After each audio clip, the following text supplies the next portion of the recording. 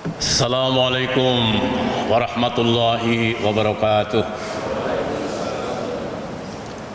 Alhamdulillah, alhamdulillahilladzi ja'ala fis samaa'i buruja wa ja'ala fiha sirajan wa qamaran munira. Alhamdulillahilladzi arsala rasulahu bil huda wa dinil haqq liyudhhirahu 'alad dini kullih walau karihal musyrikun walau karihal munafiqun walau karihal kafirun. Asyhadu an la ilaha illallah wahdahu la syarika lah wa asyhadu anna Muhammadan abduhu wa rasuluh. Allahumma shalli ala Muhammad wa ala alihi wa ashabihi wa man tabi'ahu ila yaumiddin. Amma ba'du. Para bapak, para ibu, kaum muslimin muslimat, jamaah salat maghrib Masjid Al-Hidayah rahimakumullah. Nikmat yang terbesar bagi kita adalah iman dan takwa. Iman dan takwa harus kita pertahankan. Jangan sampai terbeli karena iming-iming harta, karena iming-iming jabatan, sehingga kita korbankan akidah kita, keimanan kita, ketakwaan kita. Apalagi kalau kita menjadi pimpinan umat. Jangan sampai pimpinan umat, akidahnya, keimanannya, keislamannya terbeli oleh orang-orang kafir. Ternyata ini sangat-sangat berbahaya. Karena itu tema kita pada malam hari ini adalah bahayanya wahan. Apa itu wahan? Wahan itu berasal dari kata yang berarti lemah. Keimanan yang lemah, ketakwaan yang lemah. Mengaku beriman tapi gampang terbeli oleh iming-iming orang kafir dengan uang, harta maupun dengan jabatan. Karena jabatan akan dipakai oleh orang kafir untuk mengambil kekayaan sumber daya alam negara untuk mereka. Hadirin hadirat rahimakumullah. Kenapa iman itu sangat besar? Karena innalladzina kafaru wa matu wa hum kufaran. Sungguh orang kafir dan mati dalam keadaan kafir. Fala yuqbala min ahadihim, tidak akan diterima tebusan dari mereka mil'ul ardi dhahaba, emas sebesar sepenuh bumi. Nanti di akhirat orang kafir akan minta dikeluarkan dari api neraka. Andai kata mereka mau menebusnya dengan emas sepenuh bumi, itu pun la yuqbala min ahadihim, dari seorang pun di antara mereka tidak akan diterima. Jangan sampai kita jadi orang munafik. Karena orang munafik itu akan bersama-sama orang kafir di dalam neraka jahanam. Hadirin hadirat rahimakumullah. Wahan itu adalah istilah dalam agama Islam yang ternyata disampaikan oleh Rasulullah Muhammad SAW dari hadis yang diriwayatkan oleh Abu Dawud dan Imam Ahmad yang dibawakan oleh Sauban. Siapakah Sauban itu? Ternyata pembantu Rasulullah Muhammad SAW yang menyertai Rasulullah SAW baik di rumah maupun dalam bepergian. Jadi banyak hadis diriwayatkan oleh Sauban atau dibawakan oleh Sauban. Mendengar dari Rasulullah SAW bahwa umat-umat akan mengelilingi kamu bagaikan mereka orang yang kelaparan di sekitar meja makan yang penuh dengan hidangan. Seorang sahabat bertanya, "Wahai Rasulullah, apakah jumlah kita itu qalil, sedikit?" "Tidak, bal kasir." Kamu itu banyak. Jadi umat Islam itu banyak. Kata Rasulullah, kenapa menjadi seperti hidangan yang dikelilingi oleh umat-umat ingin menerkamnya? Karena kamu terkena penyakit wahan dan akan dicabut. Ketika umat Islam kena penyakit wahan, maka rasa takut musuh-musuh Islam dicabut, sehingga mereka berani meremehkan umat Islam. Walaupun banyak, tetapi terlalu kecil untuk bisa diperhitungkan. Salah seorang sahabat bertanya, mal wahan? Apa itu wahan ya Rasulullah? Wahan itu adalah hubbud dunya wa karahiyatul maut. Cinta dunia dan takut mati. Jadi kalau umat Islam kena penyakit wahan, penyakit cinta dunia dan takut mati, maka umat Islam kamu bagaikan buih yang ada di lautan. Begitu sabda Rasulullah SAW yang disampaikan oleh Sauban. Jadi umat Islam banyak tetapi bagaikan buih. Mari kita perhatikan buih yang ada di lautan. Apakah buih yang menentukan arah ombak di lautan? Tidak. Buih itu mengikuti arus yang ada di bawahnya. Jadi mengikuti arus. Walaupun banyak, tetapi dia terbawa oleh arus. Jadi bahaya kalau umat Islam terkena penyakit wahan, maka umat Islam tidak menentukan arah pembangunan, tidak menentukan penggunaan anggaran negara. Dan sangat berbahaya kalau penyakit wahan menimpa pemimpin-pemimpin umat Islam, pemimpin-pemimpin partai politik umat Islam. Hadirin hadirat rahimakumullah, sangat berbahaya. Walaupun banyak, tetapi anggaran negara tidak sesuai dengan Al-Quran dan Sunnah Rasulullah Muhammad SAW. Tujuan negara tertulis betul, tujuan pendidikan melahirkan generasi yang beriman dan bertakwa, tapi pada kenyataannya menyiapkan tenaga kerja. Iman dan takwa terakhir. Hadirin hadirat rahimakumullah. Jadi ternyata bahaya penyakit wahan ketika pemimpin-pemimpin umat mengorbankan akidahnya, mengorbankan agamanya untuk dunia, untuk harta maupun untuk jabatan.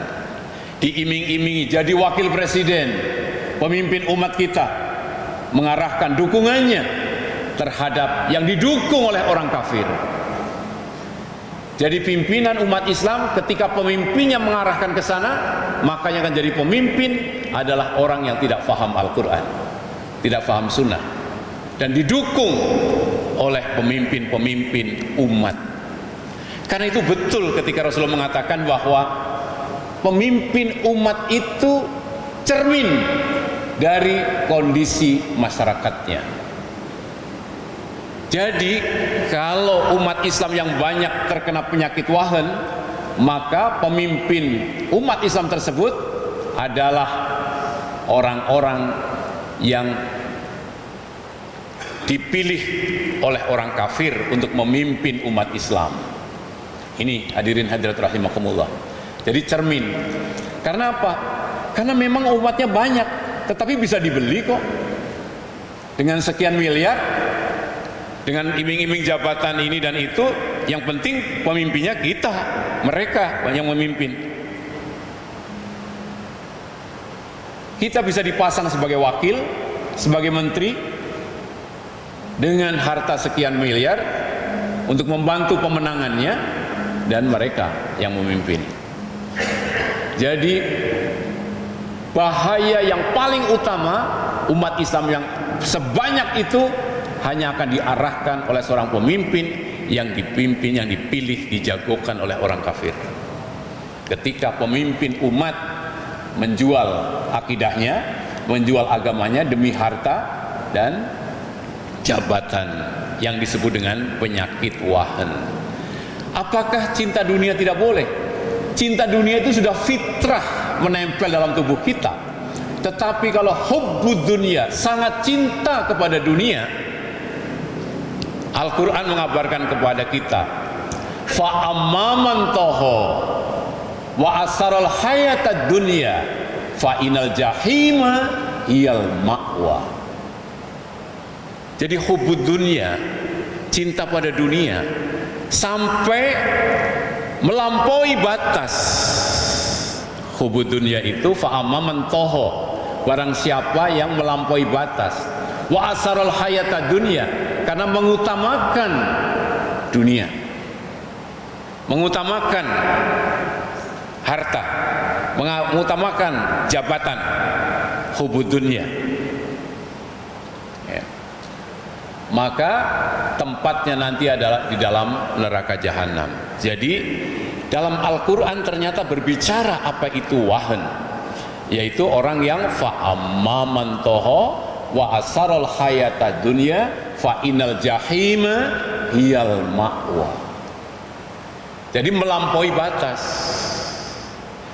Kita bisa terkena itu ketika kita sebagai pemborong janjinya pakai keramik yang bagus, ternyata karena memberikan hadiah kepada seorang pejabat maka keramiknya tidak terlalu bagus. Mestinya harganya 100 rupiah, dia berikan yang 80 rupiah, yang 20 rupiah atau 10 rupiah diberikan hadiah kepada pejabat yang memenangkan tender kita. Itu hubud dunia, cinta kepada dunia dengan melampaui batas. Atau yang disebut dengan al-mutaffifin, curang. Orang jual beli itu mencari untung.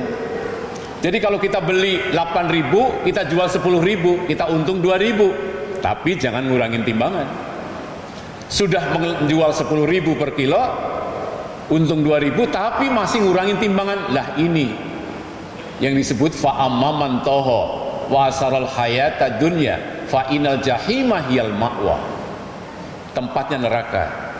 Karena tidak merasa diawasi oleh Allah, seolah-olah tidak akan masuk dalam yaumul hisab, yang nanti akan dimintai pertanggungjawaban oleh Allah Subhanahu wa taala. Maka disebut dengan zikir adalah apa? Tidak curang. Di samping membaca subhanallah walhamdulillah wala ilaha illallah wallahu akbar, kita ingat Allah ketika jualan, tidak boleh mengurangi timbangan. 1 on juga nggak boleh. Ini. Jadi hubud dunia seperti itu.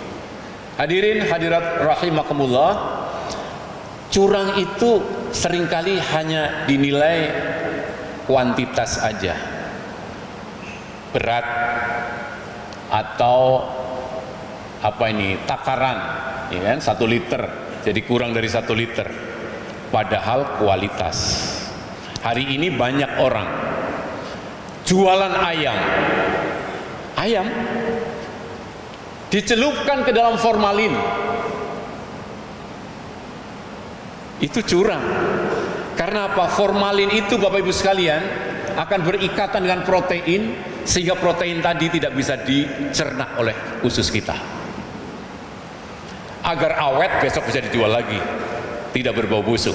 Bakteri saja nggak bisa kok menguraikan daging ayam yang dicampur formalin, apalagi usus kita. Curang itu adalah mengawetkan ayam dengan formalin, bukan sekedar mengurangi timbangan. Ternyata bukan hanya ayam saja, ikan teri agar bobotnya tidak susut dikasih formalin. Ini untuk pengawetnya. Selama ini kita memahami curang hanya sekedar mengurangi timbangan.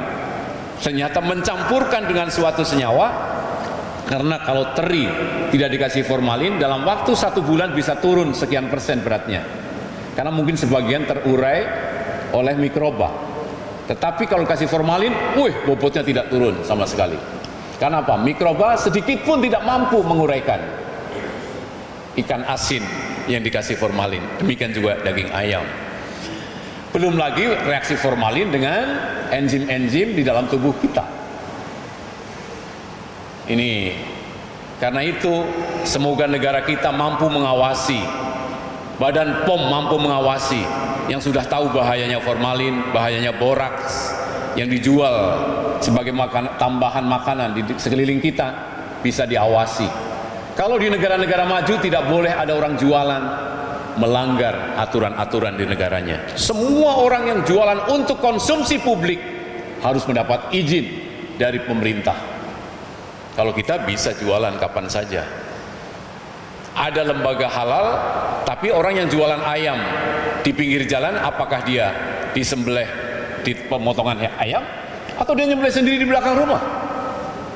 Tidak seorang pun mengawasi dan tidak ada juga pemerintah yang nanya, dapat izin nggak Anda jualan di sini? Mana bukti izinnya yang mengecek? Demikian juga kantin dan restoran, siapakah yang mengecek sanitasinya? Bebas-bebas saja di negeri kita. Orang berjualan tanpa dicek apakah sumber air yang untuk memasak sekian meter dari septic tank rumahnya, kita tidak tahu. Karena itu kalau kita bandingkan umur bangsa Indonesia dibandingkan umur orang Jepang, itu jauh bedanya. Kita rata-rata 60-an tahun, orang Jepang rata-rata 70-an tahun, beda 10. Karena apa? Penyakit di Indonesia sangat banyak. Kanker akhir-akhir ini luar biasa sangat banyak. Aterosklerosis sangat banyak. Bapak Ibu sekalian yang saya hormati, Bapak Ibu beli gorengan di pinggir jalan, siapa yang mengecek kualitas minyak gorengnya? Sudah berapa kali sampai berwarna coklat tetap dipakai? Apakah betul tidak dicampur plastik? Tidak seorang pun. Apakah Bapak pernah bertanya orang yang jualan ayam di pinggir pasar, siapa yang menyembelih ini? Bisa saja yang jualan orang Nasrani, bisa juga dia menyembelih sendiri. Siapa yang mewajibkan bahwa itu mesti harus dari penyembelihan hewan yang halal? Membaca bismillah. Tidak seorang pun mengecek itu. Apakah Badan POM, LP POM, MUI misalnya mengecek? Tidak. Mereka melakukan pengecekan ketika dia mengirim proposal, tolong diberi sertifikat halal jualan saya. Kalau tidak mengajukan, bebas-bebas saja. Hadirin, hadirat rahimakumullah. Saya kembali ke tema kita, penyakit wahan. Ternyata penyakit wahan juga bisa melanda masyarakat yang saking cintanya pada harta, sebagai penjual mengurangi timbangan. Tidak peduli. Itulah toho, fa'amaman toho, melampaui batas. Wasarul hayata dunya fa'inal jahima hiyal ma'wa. Kita harus mencari rizki yang halal. Tidak boleh saking cintanya pada rizki, karena ujian yang berat dari Allah Subhanahu wa taala, kita boleh mengurangi timbangan. Tidak demikian. Fa amman khafa maqama rabbih wa nahan nafsa 'anil hawa fa innal jannata hiyal ma'wa. Kebalikannya adalah orang-orang yang khafa maqama rabbih. Orang yang takut nanti di akhirat akan berdiri menghadap Allah Tuhan kita semua. Wa nahan nafsa 'anil hawa, menahan hawa nafsu. Maka jannata hiyal ma'wa, surga tempat tinggalnya. Jadi harus bisa menahan hawa nafsu. Wal nabluwanakum bisayyin minal khaufi wal ju'i wa naqsi minal amwali wal anfusi was samarat wa basyiris sabirin. Allah akan uji kamu sekalian dengan kekurangan harta, buah-buahan, ya, samarat, rasa takut. Berilah kabar gembira pada orang-orang yang sabar. Alladzina idza asabathum musibah qalu inna lillahi wa inna ilaihi raji'un. Bila terkena musibah, sesungguhnya kami milik Allah dan kami akan dikembalikan kepada Allah. Ulaika alaihim sholawatu mir rabbihim warahmah wa ulaika humul muhtadun. Itulah orangnya yang mendapat sholawat dari Allah Subhanahu wa taala, dan itulah orang yang mendapat petunjuk. Sabar ternyata. Kita disebut toho juga kalau kita punya rizki, tidak mau menunaikan zakat saking cintanya pada harta. Zakat profesi hanya 2,5%. Dari 10 juta saja cuma 250.000 tidak dibayarkan. Toho ini. Jadi toho tidak peduli dengan rukun Islam. syahadat, sholat, zakat, puasa, haji. Semuanya tidak peduli dengan itu. Jadi walaupun kita beragama Islam, kalau tidak mau menunaikan zakat padahal sudah sampai nisab, disebut melampaui batas. Karena itu ya ayyuhalladzina amanu la tulhikum amwalukum wala auladukum an dzikrillah wa may yaf'al dzalika faulaika humul khasirun. Wahai orang yang beriman, janganlah hartamu dan anak-anakmu melalaikan kamu dari mengingat Allah.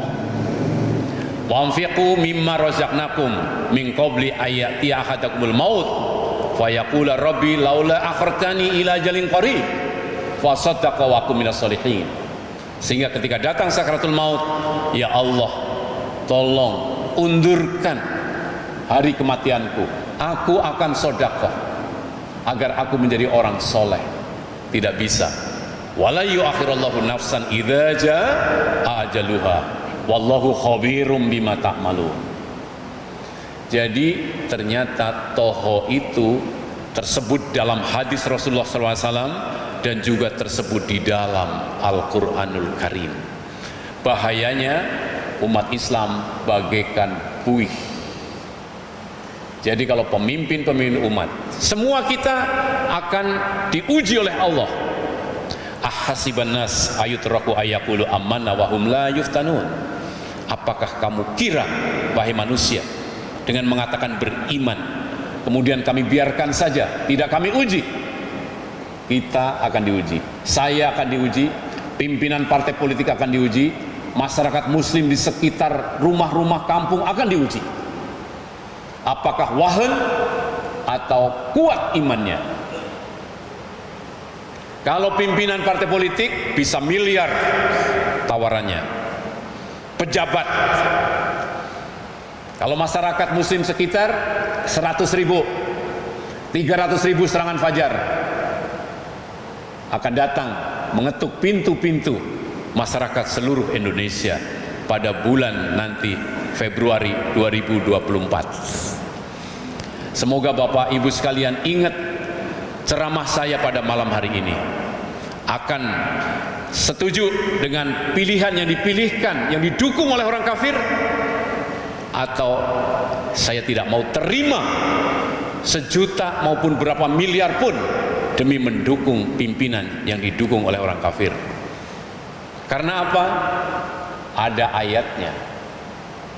Wala tattakhidul yahuda wa nasara auliya. Kenapa? Ba'duhum auliya'u ba'd. Orang yang didukung oleh orang kafir itu adalah orang yang sudah membuat kesepakatan dengan mereka. Dan Al-Quran sudah menyebut, kita orang yang beriman sudah dinasihati oleh Allah dan Rasulnya. Bacaan sholat maghrib saja disunahkan membaca surat apa pada rakaat pertama? Al-Kafirun. Habis tawaf umroh maupun haji, 2 rakaat setelah tawaf, apa bacaan rakaat pertama? Al-Kafirun. Rakaat kedua Al-Ikhlas. Sholat fajar dari Aisyah radhiyallahu anha, apa yang dibaca oleh Rasulullah? Al-Kafirun, Al-Ikhlas. Kami tidak benci pada orang kafir. Kalau memang sudah diajak tidak mau, kami pun tidak akan memusuhi. Kita hanya mengajak. Kalau sudah tidak mau, lakum dinukum waliyadin. Qul ya ayyuhal kafirun. Katakan wahai orang-orang kafir, la a'budu ma ta'budun. Kami tidak akan menyembah apa yang kamu sembah. Wala antum abiduna ma a'bud. Dan kamu tidak usah menyembah apa yang kami sembah. Sembah ini dari ibadah dan selera mereka kita harus tinggalkan. Muhammadur Rasulullah walladzina ma'ahu asyidda'u 'alal kufar ruhamaa'u bainahum. Muhammad itu utusan Allah. Orang-orang yang bersama dengan Nabi Muhammad SAW keras terhadap orang kafir dan kasih sayang sama mereka. Sampai Rasulullah mengatakan, ketika membuat perjanjian dengan orang Yahudi, ternyata orang Yahudi berkhianat. Rasulullah melihat orang Yahudi itu pakai kumis, maka Rasulullah memerintahkan kepada sahabat, cukur kumis kamu, rapihkan jenggot kamu. Kami berbeda dengan orang pengkhianat. Mohon maaf yang pakai kumis. Semoga bukan pengkhianat. Kemudian mereka apa? Mereka makan sambil berdiri. Rasulullah mengatakan, mulai hari ini kita makan duduk, supaya berbeda dengan pesta-pesta orang Yahudi. Karena dia mengkhianati Rasulullah Muhammad sallallahu alaihi wasallam. Subhanallah. Tetapi apakah Rasulullah menyerang orang Yahudi? Ketika mereka tidak menyerang Rasulullah, tidak menyakiti Rasulullah, lakum dinukum waliyadin. Jadi umat Islam itu adalah umat yang punya keyakinan yang sangat kuat, tetapi sangat toleransi ketika mereka memang tidak mau mengikuti dinullah yang dinul haq. Mereka tetap berada pada dinul batil, tidak merusak mereka. Karena itu kalau futuh Mekah, maka Rasulullah tidak pernah menghukum orang-orang yang dahulu pernah menyakiti Rasulullah dan para sahabatnya. Karena itu siapakah yang paling pantas memimpin Indonesia? Yang paling memahami Rasulullah Muhammad SAW, yang paling memahami agama Islam. Karena beliau atau mereka atau kita-kita ini insya Allah akan bersahabat dengan bangsa orang-orang yang sebangsa dan setanah air. Dan kita mesti berlaku adil, karena Allah mengajarkan dalam surat Al-Kafirun, lakum dinukum waliyadin. Bagimu agamamu dan bagiku agamaku. Aku beragama Islam, tapi kita bersahabat karena kita adalah saudara sebangsa dan setanah air. Kalau kami menjadi presiden, kami akan membawa keadilan sebagai bangsa yang setanah air. Saudara kita yang non muslim pun ketika berjualan dengan kita akan diperlakukan dengan timbangan yang benar. Ketika mereka menjadi suatu wilayah berisikan mereka, mereka pun tidak akan kita ganggu dengan ibadah-ibadah mereka. Tidak seperti kafir Quraisy, tidak seperti surat Al-Buruj. Ya, surat Al-Buruj itu siapa? Itu lambang kekerasan orang-orang di luar Islam terhadap orang Islam. Mereka membuat parit wassama'i dzatil buruj wal yaumil maut dan seterusnya. Mereka membangun parit, mereka duduk di pinggir parit. Siapakah yang dimasukkan ke dalam parit yang berisi kayu bakar dan api? Orang yang mengaku beriman pada Allah Subhanahu wa taala. Sama Rasulullah diperlakukan demikian juga. Diusir dari kota Mekah yang merupakan kota kelahiran Rasulullah Muhammad SAW oleh Abu Jahal, oleh Abu Lahab. Setelah Rasulullah futuh Mekah, apakah Rasulullah mengusir mereka? Ternyata tidak. Idza jaa nasrullahi wal fath wa ra'aitan nas yadkhuluna fi dinillahi afwaja fasabbih bihamdi rabbika wastaghfir innahu kana tawwaba. Itulah teladan kita. Itulah Rasulullah SAW. Ketika melihat orang berbondong-bondong masuk Islam, maka fasabbih, bertasbihlah kepada Allah atas nama Tuhan dan istighfar. Makanya kita ketika melihat banyak orang berbondong-bondong bersahadat, mari kita tasbih pada Allah dan beristighfar. Mereka semuanya diberi kebebasan oleh Rasulullah Muhammad sallallahu alaihi wasallam. Ini jadi sangat berbahaya penyakit wahan itu. Nilai-nilai agama pasti tidak akan berjalan di suatu masyarakat ketika yang beragama Islam itu menderita penyakit wahan, dikorbankan agama. Ini ya. Yang terakhir tadi adalah kita bagaikan buih, kita pasti akan dipimpin oleh orang yang tidak mau mengikuti agama Islam, karena dia mengikuti pendukung-pendukungnya yang mereka adalah orang-orang di luar Islam. Anggaran negara kita tidak akan dipakai untuk membangun berdasarkan prioritas agama Islam, tapi prioritas orang yang membiayai pemimpin tersebut, termasuk uang yang digelontorkan untuk membeli keimanan dan ketakwaan pemimpin-pemimpin partai politik umat Islam. Karena itu ke depan apakah Indonesia akan dipimpin oleh orang yang lebih beriman dan bertakwa atau dipimpin oleh orang yang kurang iman dan kurang takwa, tergantung umat Islam sendiri. Apakah kita akan menghadapi dengan wahan atau menghadapi dengan keimanan dan ketakwaan? Apakah akidah kita akan terjual dengan miliar atau 100.000 atau 50.000 atau 1 liter minyak goreng? Tapi kalau iman kita jual, maka yang akan jadi adalah pemimpin yang didukung oleh orang kafir, walaupun berKTP-kan Islam. Demikian ceramah saya. Mungkin apabila ada pertanyaan atau tanggapan dari Bapak Ibu sekalian, saya persilahkan. Wassalamualaikum warahmatullahi wabarakatuh.